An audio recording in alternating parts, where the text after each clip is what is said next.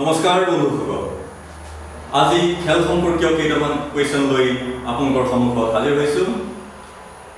আজি যিখিনি তথ্য আপোনালোকক জনাব বিচাৰিছোঁ এই তথ্যখিনি জানি যদি আপোনালোকে ভাল পায় তেনেহ'লে আমাৰ চেনেল আপোনালোকে ছাবস্ক্ৰাইব কৰিবলৈ এলাহ নকৰিব আজি কুইজৰ প্ৰথমটো প্ৰশ্ন অলিম্পিক হকীত প্ৰথম চেম্পিয়ন হোৱা দেশখনৰ নাম কি অলিম্পিক হকীত প্ৰথম চেম্পিয়ন হোৱা দেশখনৰ নামটো কি আপোনাৰ মনলৈ নিশ্চয় আহিছে হকীত ভাৰতে অলিম্পিকত একেৰাহে ছবাৰ সোণৰ পদক পাইছিল গতিকে অলিম্পিক হকীটো প্ৰথম চেম্পিয়ন হোৱা দেশখন ভাৰত কিন্তু বন্ধুসকল মই আপোনালোকক দুখেৰে জনাব বিচাৰিছোঁ যে অলিম্পিক হকীত প্ৰথম চেম্পিয়ন কিন্তু ভাৰত নহয় ভাৰতে 1928 চনতহে অলিম্পিকত সোণৰ পদক পাইছিল কিন্তু তাৰ আগতে 1908 চনতে অলিম্পিকত হকী খেল অন্তৰ্ভুক্ত হৈছিল তেন্তে অলিম্পিক হকীত প্ৰথম চেম্পিয়ন হৈ গোল্ড মেডেল কোনে লাভ কৰিলে লাভ কৰিছিল ইংলেণ্ডে 1908 চনত প্ৰথমবাৰৰ অলিম্পিকত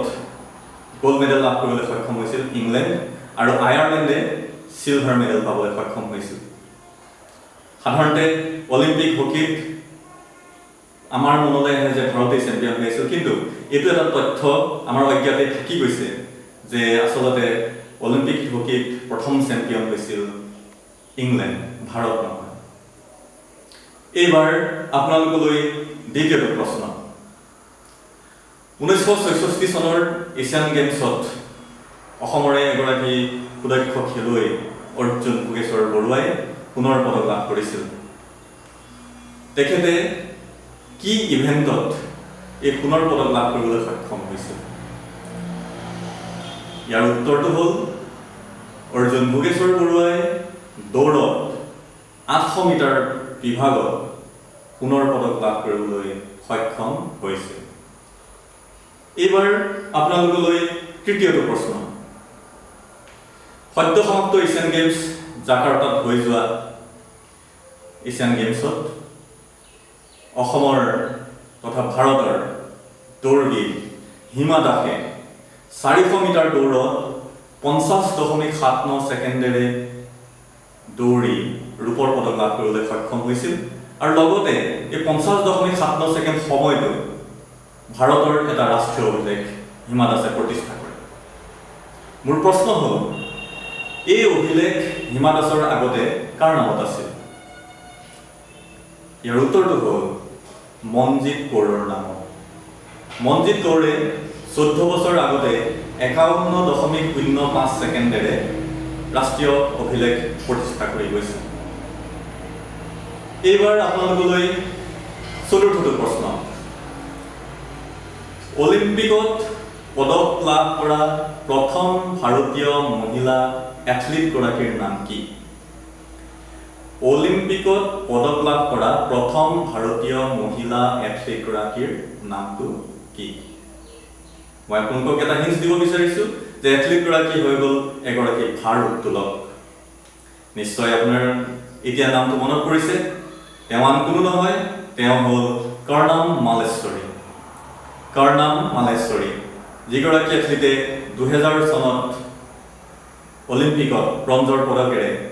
এই সন্মান লাভ কৰিবলৈ সক্ষম হৈছিল এইবাৰ আগবঢ়াইছোঁ আপোনালোকলৈ পঞ্চমটো প্ৰশ্ন ভাৰতৰ প্ৰথম মহিলা গ্ৰেণ্ডমাষ্টাৰ গৰাকীৰ নাম কি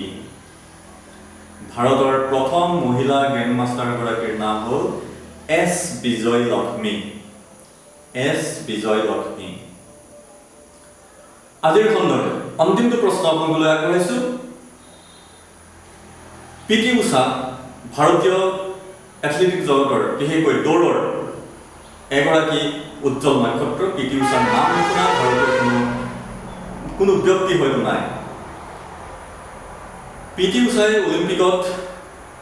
পদক নাই পোৱা কিন্তু পিটি উষাই অলিম্পিকত প্ৰথম ভাৰতীয় এথলীট হিচাপে এটা কিন্তু ৰেকৰ্ড কৰি গৈছে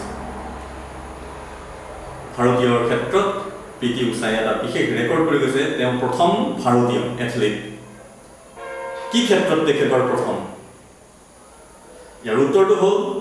পি.টি. উষাই হ'ল প্ৰথম ভাৰতীয় এথলীট যি যিকোনো এটা বিভাগত চূড়ান্ত পৰ্যায়ত অংশগ্ৰহণ কৰিবলৈ যোগ্যতা অৰ্জন কৰিছিল। চূড়ান্ত ৰাউণ্ডলৈ যোগ্যতা অৰ্জন কৰা পি.টি. উষাই হ'ল প্ৰথম ভাৰতীয় এথলীট।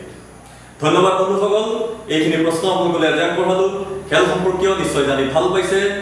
ধন্যবাদ।